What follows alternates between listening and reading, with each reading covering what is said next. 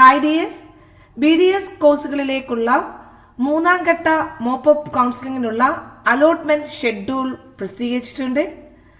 അതായത് സംസ്ഥാനത്തെ സർക്കാർ സ്വാശ്രയ ദന്തൽ കോളേജുകളിലെ രണ്ടാം ഘട്ട ഓൺലൈൻ മോപ്പപ്പ് അലോട്ട്മെന്റിന് ശേഷം ഒഴിവുള്ള സീറ്റുകൾ നികത്തുന്നതിനായുള്ള മോപ്പപ്പ് അലോട്ട്മെന്റ് നടപടികളാണ് ആരംഭിക്കുന്നത്. അതിന്റെ ഭാഗമായിട്ടാണ് ഓപ്ഷൻ കൺഫർമേഷൻ ചെയ്യേണ്ടത്. ഇവിടെ നോക്കുക, സിഇയുടെ വെബ്സൈറ്റിൽ വന്നിട്ടുള്ള ഒരു ചെറിയൊരു മിസ്റ്റേക്ക് ഉണ്ട്. രണ്ടാം ഘട്ട മോപ്പപ്പ് കൗൺസിലിംഗ് എന്നല്ല ശരിക്കും ഷെഡ്യൂൾ അല്ല ശരിക്കും വേണ്ടത്. ഇത് മൂന്നാം ഘട്ട മോപ്പപ്പ് കൗൺസിലിംഗ് ഷെഡ്യൂളാണ്. അപ്പൊ ഇത് നിങ്ങളൊന്ന് കറക്റ്റ് ചെയ്തിട്ട് മനസ്സിലാക്കുക. മൂന്നാം ഘട്ട മോപ്പപ്പ് കൗൺസിലിംഗ് ഷെഡ്യൂളുകൾ 8-ാം തീയതിയാണ് ആരംഭിക്കുന്നത്. അതായത് ഇന്നു മുതൽ ആരംഭിക്കുന്നതാണ്. ഓപ്ഷൻ കൺഫർമേഷൻ മാത്രം നൽകിയാൽ മതി വിദ്യാർത്ഥികളെ. നിങ്ങൾ ഓൾറെഡി ഓപ്ഷനുകളെല്ലാം കൊടുത്തിട്ടുണ്ടാകും. ആ ഓപ്ഷനുകൾ നിങ്ങൾക്ക് ആവശ്യാനുസരണം അതിൽ നിങ്ങൾക്ക് ചേഞ്ചുകൾ വരുത്താം. നിങ്ങൾക്ക് ആവശ്യമില്ലാത്തവ നിങ്ങൾക്ക് ഒഴിവാക്കാം. അല്ലെങ്കിൽ അതിന്റെ ഓർഡറുകളിൽ മാറ്റങ്ങൾ എല്ലാം വരുത്താം. നമ്മൾ എപ്പോഴും പറയാറുള്ളതാണ്. അപ്പൊ നിങ്ങളുടെ ഇഷ്ടാനുസരണം ഓപ്ഷനുകളിൽ മാറ്റങ്ങൾ വരുത്താവുന്നതാണ്. അതിനുശേഷമാണ് നിങ്ങൾ ഓപ്ഷൻ കൺഫർമേഷൻ നൽകേണ്ടത്.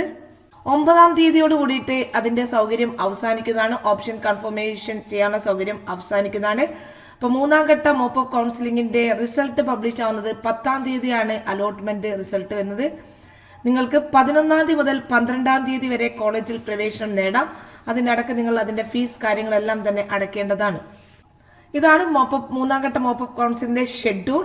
അതിന്റെ നിയമവലികളെല്ലാം തന്നെ കുട്ടികൾക്ക് അറിയാവുന്ന ഒരു കാര്യമാണ്. മോപ്പപ്പ് കൗൺസിലിംഗിൽ പങ്കെടുക്കേണ്ട കുട്ടികൾക്ക് ഉള്ള നിയമവശങ്ങൾ എല്ലാം ഫസ്റ്റ് റൗണ്ടിലും സെക്കൻഡ് റൗണ്ടിലും ഒക്കെ ഉള്ള അതേ നിയമങ്ങൾ തന്നെയാണ് മൂന്നാം ഘട്ട മോപ്പപ്പ് കൗൺസിലിംഗിലും ഉണ്ടാകുന്നത്. ഇപ്പൊ മോപ്പപ്പ് കൗൺസിലിംഗിനെ സംബന്ധിച്ച മാർഗനിർദ്ദേശത്തിൽ പറയുന്ന പ്രധാന കാര്യം ഇതാണ്. നിങ്ങൾക്ക് 1-ാം ഘട്ട മോപ്പപ്പ് റൗണ്ടിലോ 2-ാം ഘട്ട മോപ്പപ്പ് റൗണ്ടിലോ നിങ്ങൾക്ക് അലോട്ട്മെന്റ് ലഭിച്ചിട്ടും നിങ്ങൾ ഇതുവരെ പ്രവേശനം നേടിയിട്ടില്ലെങ്കിൽ നിങ്ങൾക്ക് ഈ ഒരു മൂന്നാം ഘട്ട മോപ്പപ്പ് കൗൺസിലിംഗിലേക്ക് പങ്കെടുക്കാൻ സാധിക്കില്ല. നിങ്ങളുടെ എല്ലാ ഓപ്ഷനുകളും റദ്ദാക്കുന്നതായിരിക്കും. നിങ്ങളുടെ കഴിഞ്ഞ ഓപ്ഷനുകളൊക്കെ തന്നെ റദ്ദാക്കിയിട്ടുണ്ടാവും. അത് നിങ്ങളുടെ ഹോം പേജിൽ പോയി കഴിഞ്ഞാൽ നിങ്ങൾക്കത് മനസ്സിലാക്കാവുന്നതാണ്. അവിടെ നിങ്ങൾ കൊടുത്തിരിക്കുന്ന ഓപ്ഷൻസുകളൊന്നും ഉണ്ടാവുന്നതല്ല.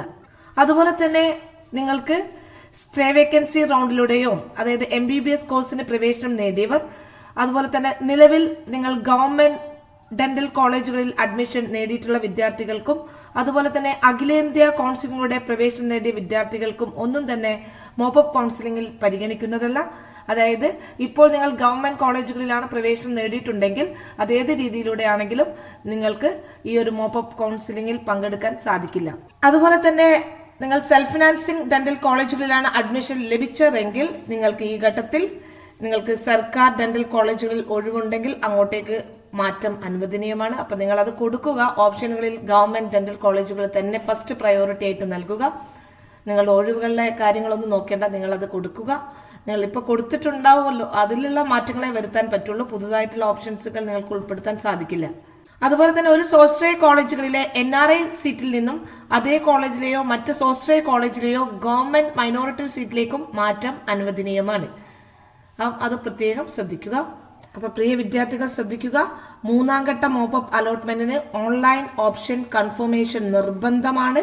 നിങ്ങളുടെ ഹോം പേജിൽ അതായത് cee.kerala.gov.in എന്ന വെബ്സൈറ്റിലൂടെ നിങ്ങളുടെ കാൻഡിഡേറ്റ് പോർട്ടലിൽ പോയിട്ട് നിങ്ങൾക്ക് ഓപ്ഷൻ കൺഫർമേഷൻ നൽകാവുന്നതാണ്. ഇപ്പൊ എല്ലാ വിദ്യാർത്ഥികളും പഠിച്ചിട്ടുള്ള ഒരു കാര്യമായിരിക്കും.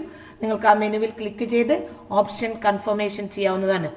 അതായത് 9-ാം തീയതി വൈകിട്ട് 3 മണി വരെയാണ് നിങ്ങളുടെ ഓപ്ഷൻ കൺഫർമേഷൻ ചെയ്യാനുള്ള. ഇപ്പൊ വിദ്യാർത്ഥികൾ 12-ാം തീയതി 3 മണിക്ക് മുമ്പെയാണ് കോളേജിൽ അഡ്മിഷൻ എടുക്കേണ്ട അവസാന തീയതി. അപ്പൊ അഡ്മിഷൻ ലഭിക്കുന്ന വിദ്യാർത്ഥികൾ അലോട്ട്മെന്റ് മെമ്മോ, അതുപോലെ ഡാറ്റാ ഷീറ്റ്, അതുപോലെ തന്നെ എല്ലാ അസൽ സർട്ടിഫിക്കറ്റുകളുമായിട്ടാണ് അഡ്മിഷൻ എടുക്കേണ്ടത്. എന്തൊക്കെയാണ് നമ്മൾ കോളേജിൽ അഡ്മിഷൻ എടുക്കുമ്പോൾ കൊണ്ടുപോകേണ്ട അസൽ സർട്ടിഫിക്കറ്റുകൾ, അതിന്റെ ഒരു വീഡിയോയുടെ ലിങ്ക് ഞാൻ ഡിസ്ക്രിപ്ഷനിൽ കൊടുക്കുന്നതാണ്. നിങ്ങൾക്കത് മനസ്സിലാക്കാവുന്നതാണ്. BDS കോഴ്സിന്റെ ഫീസ് സംബന്ധമായ വിവരങ്ങൾ വെബ്സൈറ്റിൽ ലഭ്യമാണ്. അലോട്ട്മെന്റ് മെമ്മോയിൽ രേഖപ്പെടുത്തിയിട്ടുള്ള ഫീസ് ഒടുക്കാൻ വിദ്യാർത്ഥികൾ ബാധ്യസ്ഥരാണ്. ഇവിടെ ഒരു കുറിപ്പ് പറയുന്നുണ്ട്. മുൻ കീം അലോട്ട്മെന്റുകളിലൂടെ മെഡിക്കൽ ആൻഡ് മെഡിക്കൽ അലൈഡ് അലോട്ട്മെന്റിലൂടെ പ്രസ്തുത കോഴ്സുകൾക്ക് അലോട്ട്മെന്റ് ലഭിച്ചിട്ടുള്ള വിദ്യാർത്ഥികൾക്ക് BDSലേക്കുള്ള ഈ മോപ്പപ്പ് അലോട്ട്മെന്റ് വഴി അലോട്ട്മെന്റ് ലഭിക്കുകയാണെങ്കിൽ നിലവിലെ മെഡിക്കൽ അലൈഡ് അലോട്ട്മെന്റുകൾ അഡ്മിഷൻ റദ്ദാകുന്നതാണ്. അതായത് വിദ്യാർത്ഥികളെ, നിങ്ങൾക്ക് ഈ ഒരു BDS കോഴ്സിനാണ് അലോട്ട്മെന്റ് ലഭിച്ചു കഴിഞ്ഞാൽ നിങ്ങൾക്കുള്ള മുന്നേ കിട്ടിയിരിക്കുന്ന അലോട്ട്മെന്റുകളൊക്കെ തന്നെ റദ്ദാകുന്നതായിരിക്കും. അപ്പോൾ അതും നമ്മൾ പ്രത്യേകം ശ്രദ്ധിക്കുക. അപ്പോൾ നമ്മുടെ താല്പര്യം ഉണ്ടെങ്കിൽ മാത്രം നമ്മൾ ഈ ഒരു 3rd അലോട്ട്മെന്റിന് അപ്ലൈ ചെയ്താൽ മതി. നിങ്ങൾക്ക് ഇപ്പോൾ മെഡിക്കൽ അലൈഡ് കോഴ്സുകൾക്ക് അഡ്മിഷൻ എടുത്തതാണെങ്കിൽ നിങ്ങൾ അവിടെ തന്നെ തുടരാവുന്നതാണ്. നിങ്ങൾക്ക് BDS നിർബന്ധമാണെങ്കിൽ മാത്രം ഈ ഒരു മോപ്പപ്പ് റൗണ്ടിൽ പങ്കെടുത്താൽ മതിയാകും. എല്ലാ വിദ്യാർത്ഥികൾക്കും അഡ്മിഷൻ ലഭിക്കട്ടെ എന്ന് പ്രാർത്ഥിക്കുന്നു. എല്ലാവർക്കും all the best. Thank you for watching.